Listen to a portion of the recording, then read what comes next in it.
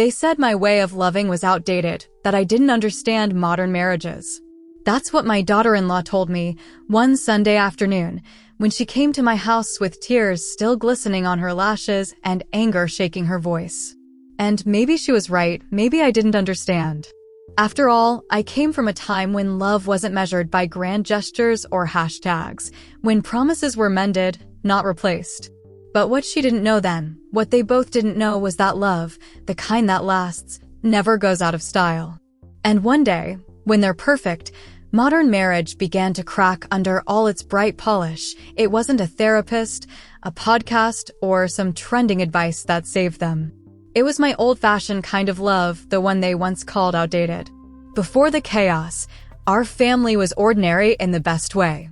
I lived in a cozy 2-bedroom house on Rosewood Lane, the kind of place that smelled like cinnamon, coffee, and memories.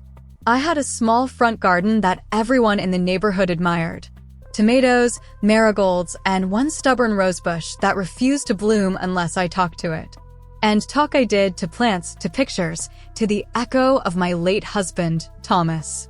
Thomas was a quiet man, the kind whose presence filled a room without needing to say much. He passed 10 years ago, but I still set an extra cup on the table some mornings, habit, I suppose.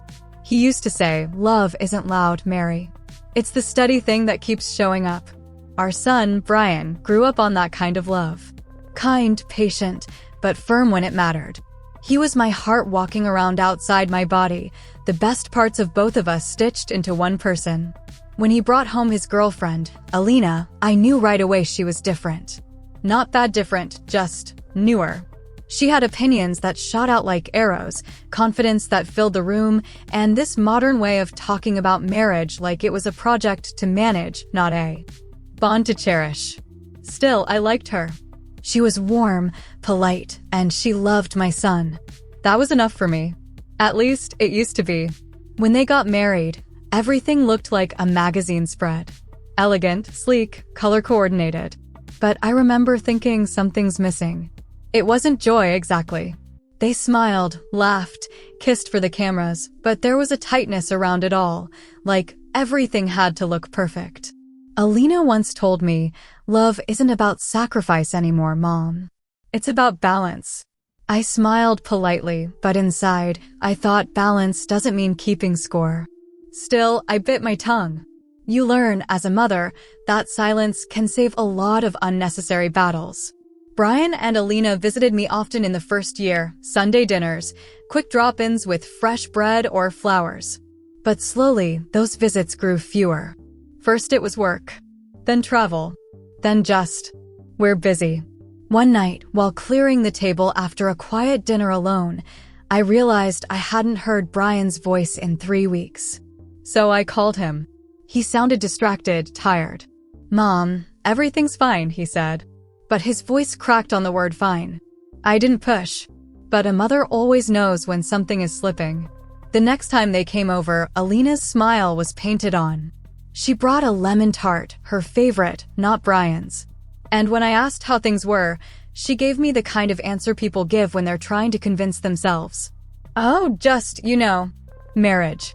I watched her laugh a little too quickly, sip her tea a little too fast. Brian barely spoke at all. He just kept checking his phone, tapping his thumb against the table like a nervous rhythm. Something was wrong, not the kind of wrong you can name yet, but the kind that hums beneath every word. When they left, I stood at the doorway watching them walk to the car. Alina was talking, her hands moving fast, sharp. Brian just nodded, shoulders slumped. And as their car disappeared down the street, I whispered, "Love shouldn't look so heavy." A few weeks later, I got a call from Brian. "Mom," he said, his voice low, tired. "Can I come over?" When he arrived, I saw it written all over him, the weight of something breaking. He sat at the kitchen table, hands clasped, staring at the wood grain. "She thinks I've changed," he said finally. "That I'm not the man she married." I poured him some tea. "And are you?"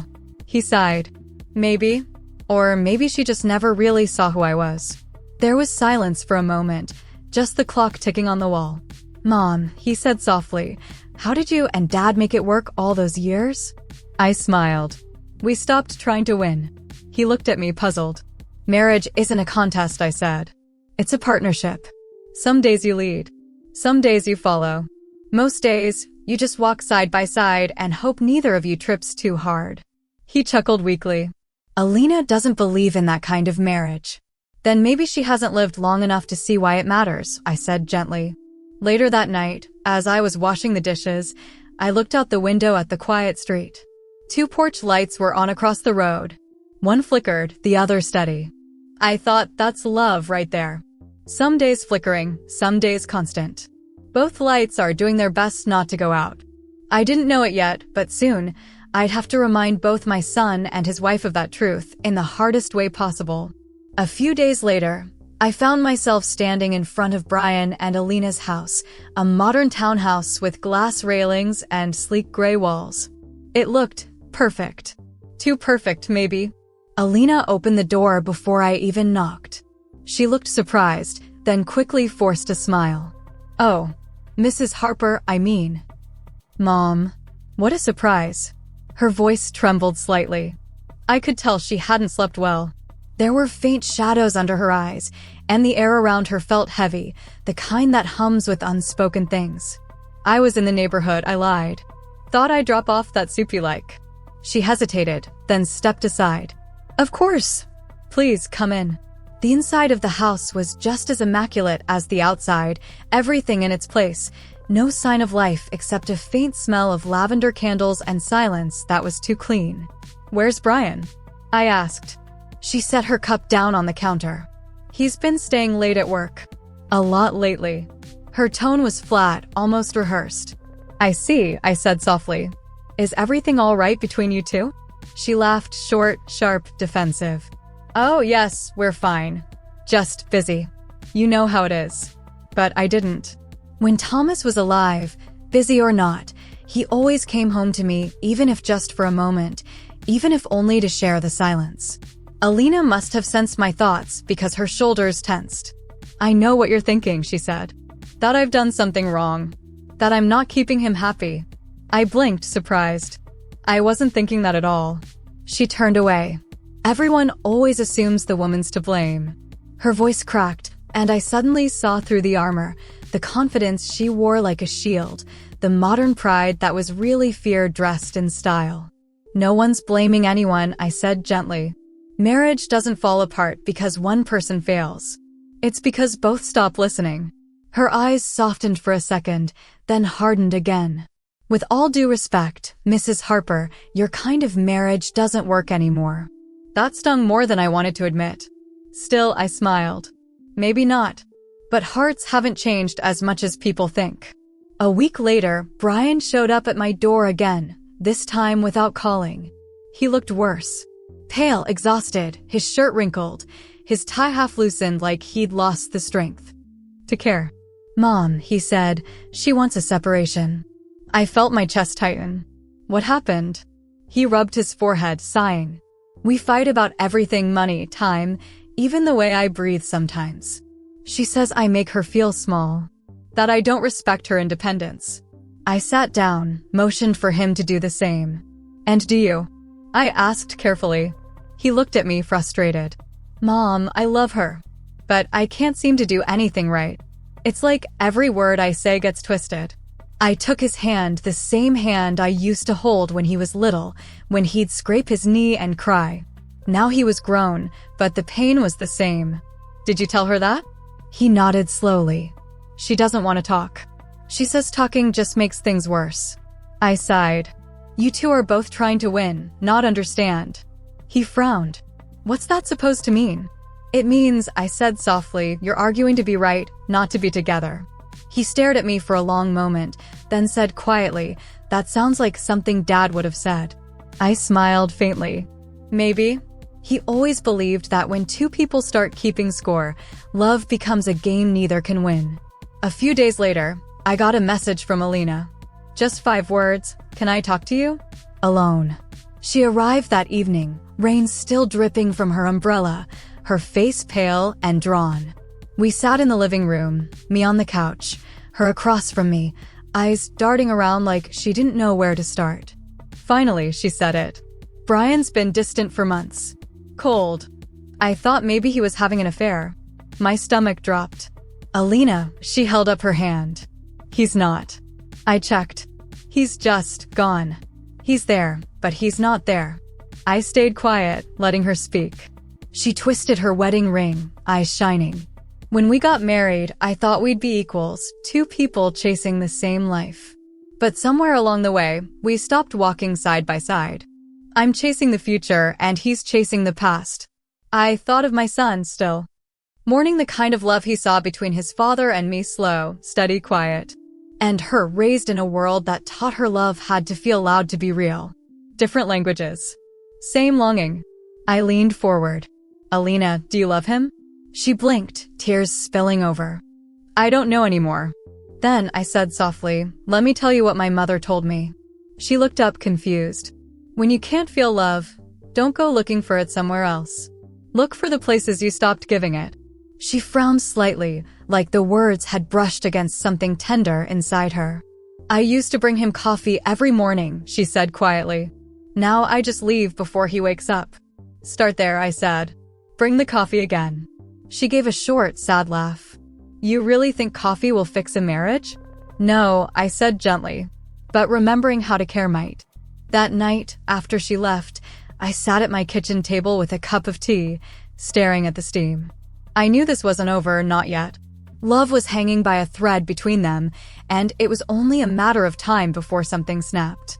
But I also knew this, if love had survived for generations before them, maybe it could survive once more, if someone was willing to teach them how to hold on. And I was ready to be that someone. The following Sunday, I decided to visit their house again, not uninvited this time. I called first, and when neither of them answered, I went anyway. A mother's intuition doesn't wait for permission. The moment I stepped through the gate, I could feel it, that stillness that doesn't belong in a home built for two. Brian opened the door after a while, his face tired, his eyes hollow. He wasn't angry to see me, just relieved. Come in, Mom, he said, stepping aside. The living room was darker than usual. The curtains were half drawn, and on the coffee table sat a pile of folded clothes, Alina's. I didn't need to ask. She left. He nodded slowly. Last night. I closed my eyes for a moment, breathing through the ache. She said she needs space, he continued. That I'm too traditional, that I make her feel like she's living in my parents' house instead of our own. There it was, the word again. Traditional. I'd begun to hate how people used it like an insult, as if respect and commitment had somehow expired with time. Did you fight? I asked softly. He shrugged. I tried to talk to her. Told her I loved her, that we could fix things. She said love isn't enough anymore. That maybe we were never right to begin with. I reached across the table and took his hand. His fingers trembled like a boy's again. Brian, I said gently, sometimes love doesn't look like what we thought it would. But that doesn't mean it's gone. He looked up, pain shining in his eyes. Then where did it go, Mom? Because I can't find it anymore. Later that night, after he'd gone upstairs, I wandered through their house. There were little reminders of her everywhere. The perfume bottle on the dresser, the throw blanket she'd picked, the half-burnt candle that smelled like vanilla and lemon. I stopped at the kitchen counter. A mug sat there, chipped on the rim, lipstick stain fading along the edge. I picked it up, holding it gently. Bring the coffee again, I had told her. And she hadn't. The next morning, I got up early. It was still dark outside, the kind of quiet that belongs only to people awake before sunrise. I made 2 cups of coffee, one black, one sweet, and drove to their house. Brian opened the door, half asleep, his hair tousled. Mom, what are you doing here? I handed him the cup. Drink this first, then listen. He gave a small smile. You're relentless. I'm your mother, I said. It's my job. He took a sip, sat on the edge of the couch, and waited. Do you know where she is? I asked. He shook his head. She said she's staying with a friend. I didn't ask who. Good, I said. Give her space, but don't let the silence grow roots. He frowned. I don't want to chase her if she doesn't want to be chased. It's not about chasing, I said. It's about keeping the door open, even when you're not sure she'll walk through it. He looked at me for a long time, then said, You always make it sound so simple. It's not simple, I said softly. It's love. 2 weeks passed with no word from Alina. Brian tried to stay busy, working longer hours, visiting me on weekends, pretending he was fine. But I could tell the pretending was wearing him down. One evening, I found him sitting on my porch, staring into the distance. It was raining softly, the kind of rain that feels like a memory. She called, he said quietly. I set down my basket of laundry and sat beside him. And? She wants to meet. At the cafe downtown. Tomorrow. He took a deep breath, eyes glistening. Mom, I don't even know what to say to her anymore. I touched his arm gently. You don't need the right words. You just need the truth. The next afternoon, he went. I didn't ask to go with him, I knew this was his to face. But I prayed, oh how I prayed, that the right words would find them both.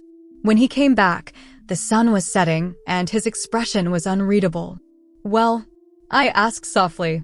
He sank into the chair, rubbing his temples. She's confused. She says she doesn't know what she wants anymore. She thought marriage would make her feel whole, but it made her feel trapped instead. I listened quietly. I told her I'd wait, he continued. But she said not to.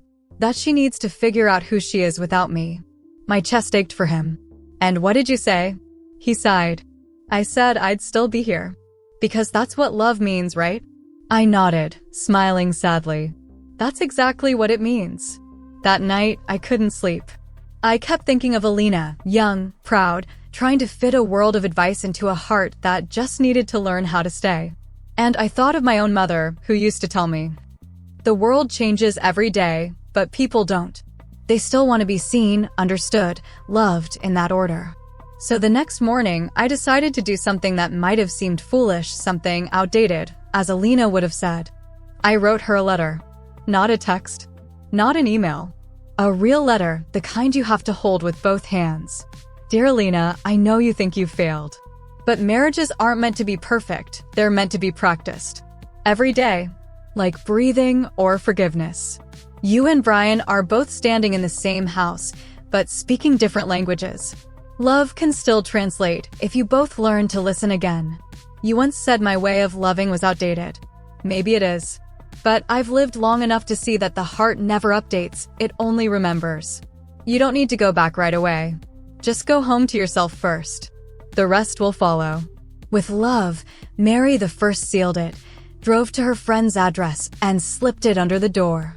2 days later, Brian called me after work. She came home, he said quietly. My heart stopped for a moment. And? She said she just needed time. And she found your letter. He paused, voice thick with emotion. She cried when she read it. I smiled softly, eyes filling. Sometimes, old-fashioned love still works. When Brian said she came home, I expected fireworks, hugs, tears, apologies, a cinematic reconciliation. But real life isn't made of sudden peace, it's made of slow steps. For the first few days, they spoke cautiously, like two people trying to cross a fragile bridge that could crack beneath their weight. Alina moved through the house quietly. She started sleeping in the guest room, leaving early for work, coming back late. There were no fights, but no laughter either. Just the sound of two people learning how to exist again under the same roof. Brian told me I don't know how to talk to her without breaking something. I said, then stop trying to fix her. Just talk to her. He sighed. You. Make it sound easy. It's not, I said gently. But it's honest. A week later, I got a call from Alina. Can I come over? She asked. Her voice was steady, but beneath it I heard something raw. When she arrived, she looked different. Tired, yes, but softer. Like she'd been doing more thinking than speaking. We sat at my kitchen table, the same one where I'd once shared tea with her when she was newly married, glowing and full of plans. I read your letter, she said quietly. I hoped you would, I replied. She looked at her hands. You were right. I thought I wanted an equal marriage, but what I really wanted was one where I didn't have to fight to be heard. And do you feel heard now? I asked. Her eyes shimmered. I don't know. I think I forgot how to listen first. I reached across the table and covered her hand with mine. That's the first step to fixing anything, realizing where you stopped giving. She nodded slowly. He's been trying, you know. He doesn't know how to say it, but I can feel it. Every time he asks how my day was, every time he makes coffee and leaves it by the sink black, just the way I like it. That's love, I said softly. It's quiet now, but it's still there. She smiled faintly. You remind me of my mother sometimes. I laughed softly. Is that a compliment or a warning? A compliment, she said. She was like you, patient. I didn't see it back then. I thought patience was a weakness. I leaned back. It's not a weakness. It's choosing peace even when you have the right to scream. Her eyes filled with tears. I screamed a lot. That's okay, I said. Now it's time to whisper. That night, she went home and cooked dinner, a small thing, but for them, it was everything. Brian called later to tell me about it. She made lasagna, he said, laughing softly. And we actually ate together without arguing. How did that feel? I asked. He was quiet for a moment. Like the first real meal in months. Then keep showing up to the table, I said. A few weeks passed, and I started to see changes, slow but steady ones. Alina began coming to Sunday dinner again. She'd help me set the table, humming under her breath. Brian would join her in the kitchen, and for the first time in a long while, the air felt easy. Neighbors started to notice, too. People had whispered when she moved out, small-town curiosity, the kind that feeds on other people's pain. But now, when they saw the two of them together at the grocery store or holding hands at church, they whispered again, softer this time. I once overheard Mrs. Larkin from across the street say, well, I'll be. Looks like that old-fashioned woman's prayers worked. Maybe they did. One Sunday after lunch, I watched them from the porch. Alina was laughing, chasing a bee away from her lemonade. Brian leaned back in his chair, smiling at her the way Thomas used to smile at me quietly, like it was the easiest thing in the world. When they left that afternoon, Alina really hugged me for the first time in months. Thank you, she whispered, for not giving up on us. I smiled. I was just doing what mothers do. She shook her head. No, you did more than that. You reminded me what marriage is supposed to feel like. I didn't say anything then, but later that night, I sat by my window and whispered to Thomas, looks like our way of loving still works, my dear. A few months later, Alina called me again, but this time, it wasn't about problems. Her voice was bright, full of that old warmth. We have news, she said. Can we come by? When they arrived, Brian was grinning like a fool. Alina looked radiant. I knew before they even said it. Mom, Brian said, his voice thick with emotion. You're going to be a grandmother. I covered my mouth with both hands, tears spilling over. Oh, my heart, I whispered. Thomas, are you hearing this? Alina laughed through her tears. We wanted you to be the first to know.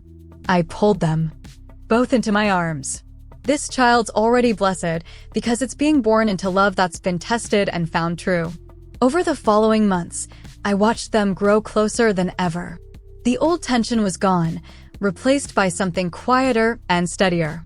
One evening, I visited to drop off a blanket I'd knitted for the baby. As I walked in, I saw them dancing in the living room, no music, just soft laughter and the hum of the air conditioner. I stood quietly for a moment, unseen, and thought, this is what love looks like when it comes home after being lost. They noticed me eventually, laughing, embarrassed. Caught us, Alina said. I smiled. If your love looks this outdated, then may it stay out of date forever.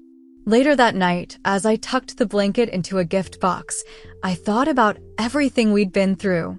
The arguments, the silences, the letters, the prayers. People like to say the world has changed, that marriage, love, and family mean different things now. But sitting there under the soft glow of the lamp, I realized something. The words may change, but the heart never does. Love still needs patience. It still asks for kindness. It still calls for forgiveness when everything else says, walk away. That's not outdated. That's timeless. When the baby finally arrived, it was a girl, tiny, pink, and loud enough to fill the whole hospital wing with her cry. They named her Grace. She's got your eyes, Alina whispered as she handed the baby to me for the first time. I smiled, tears clouding my vision. And your spirit. Strong and fierce.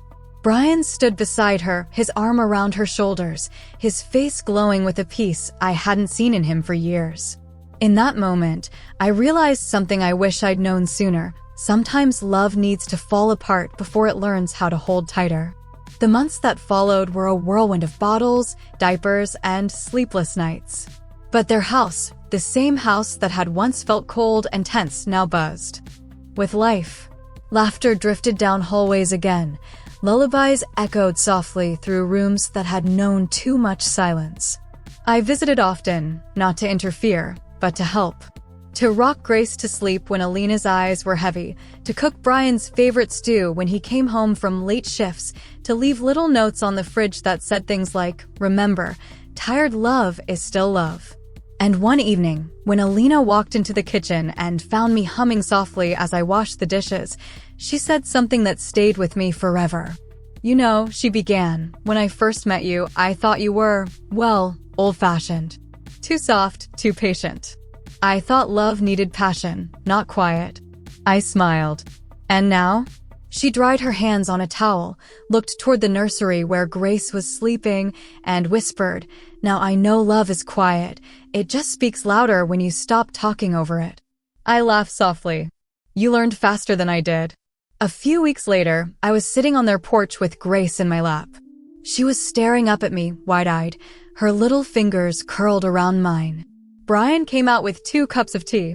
"Mom," he said, sitting beside me, "thank you for everything. For saving us." I looked at him and smiled. "You saved each other. I just reminded you where to look." He nodded slowly, taking a sip. "You were right, you know. Love isn't about keeping score. It's about staying when it's hard." I chuckled. "And making coffee even when you don't want to." He grinned. "She makes it for me now." "Then she's learned," I said. As Grace grew, I found myself watching their little family with a kind of wonder. How something so broken could rebuild itself stronger than before. How the same 2 people who once stood on opposite sides of silence could now laugh together over spilled cereal and bedtime stories. It reminded me of my own marriage, the arguments Thomas and I had, the quiet reconciliations, the way he used to say, "Love isn't a feeling, Mary. It's a choice you keep making." And that's what I saw in them, the daily choosing. Even on the hard days. Especially on the hard days. One Sunday, they came over for dinner. Grace toddled around the kitchen, her giggles filling the air like music. Alina looked at me and said, "You were right all along, you know." "About what?" "About old-fashioned love. It's not outdated, it's the foundation. All this modern stuff about boundaries and self-care, it's important, but without forgiveness, it's just walls." I smiled gently. The world teaches people to protect themselves, not to give themselves. But giving is what makes love last. She nodded, looking down at her daughter. "I hope I can teach her that." "You already are," I said. "Every time she sees you love her father, she learns what love looks like." After dinner, I walked them to the car. Brian strapped Grace into her seat. Alina leaned over to kiss my cheek. As they drove away, I stood under the porch light, watching their taillights disappear into the night. The wind was cool, soft, carrying the faint sound of laughter fading into the distance. And I thought of all the words I'd spoken to them over the years, the letters, the advice, the prayers whispered when no one was listening. Every one of those words had been stitched into the fabric of their story. Every small act, a letter, a cup of coffee, a patient silence, had been a thread that held love together. That night, as I sat by my window with a cup of tea, I felt Thomas's presence beside me, the same peace I'd felt in our quiet years together. I looked up at the stars and whispered, "They called it outdated, my love. But maybe the old ways still work after all." And in the silence that followed, I swear I could almost hear him laugh softly, the way he always did when I finally admitted he was right. If you've ever been told your way of loving is too soft, too patient, too old-fashioned, don't change it. Because love, real love, doesn't need to keep up with the world. It just needs to keep showing up. We live in a time where people leave when things get hard, but maybe the ones who stay, the ones who choose kindness even when it's not deserved, they're the ones who keep love alive. So the next time someone tells you your love is outdated, smile and tell them maybe. but it still works. Would you have done what I did? Tell me in the comments below. And if this story touched your heart, don't forget to subscribe, because every day I share real stories about heartbreak, hope, and the kind of love that never goes out of style.